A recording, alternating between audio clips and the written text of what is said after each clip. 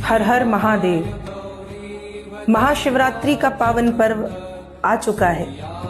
लोग अपने घरों में अभिषेक करते हैं, अनेक अनेक प्रकार के पुष्प, दुग्ध, दही, घी, शहद, शर्करा, बिल्वपत्र, समीपत्र, धतूर भगवान शंकर को समर्पित करते हैं।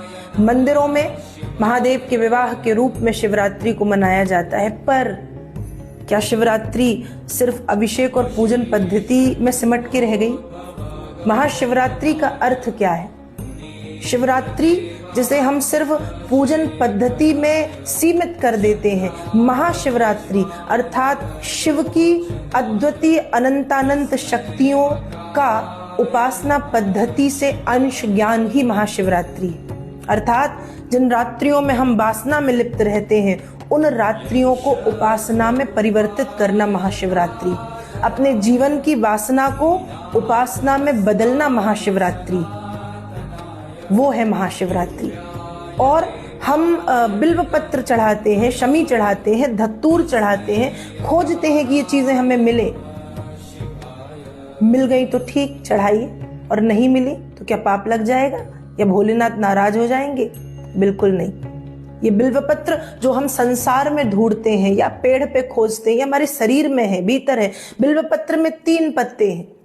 हमारे शरीर में 3 गुण हैं, सत, रज और तम। यही तो बिल्वपत्र है। अपने जीवन के सात्विकी गुण, अपने जीवन के रजोगुण, अपने जीवन के तमोगुण को भोलेनाथ के चरणों में बिल्वपत्र के रूप में हम समर्पित करें। शमी, समी का जो पत्र है, समी ढूंढते हैं। समी का अर्थ है शम, और सम का अर्थ है इंद्रिय निग्रह। अपनी इंद्रियों को निग्रह, अपनी इंद्रियों को नियंत्रण करके अपने मन को महादेव के चरणों में समर्पित करना ही समी समर्पित करने की जैसा है। और धतूर, धतूर का अर्थ है मन मौजीपन, अर्थात भगवान शिव की भक्ति में रम जाना या मस्त हो जाना ही धतूर चढ़ाने के जैसा है। तो ये चीजें संसार से हमें मिले तो ठीक, चढ़ाइए, और ना मिले तो घबराइए मत। कभी जीवन के सत, रज और तम को बिल्वपत्र के रूप में चढ़ाएं। इंद्रियों का समर्पण शमी के रूप में करें, और जीवन के मन मौजीपन को धतूर के रूप में महादेव के चरणों में समर्पित करके महाशिवरात्रि मनाएं। अर्थात जो वास्तव में महाशिवरात्रि है कि वासना को उपासना में बदलें और महादेव के समीप जाने का प्रयास करें, शिव के समीप जाने का प्रयास करें, वही महाशिवरात्रि है। महाशिवरात्रि के वास्तविक अर्थ को समझें। हर हर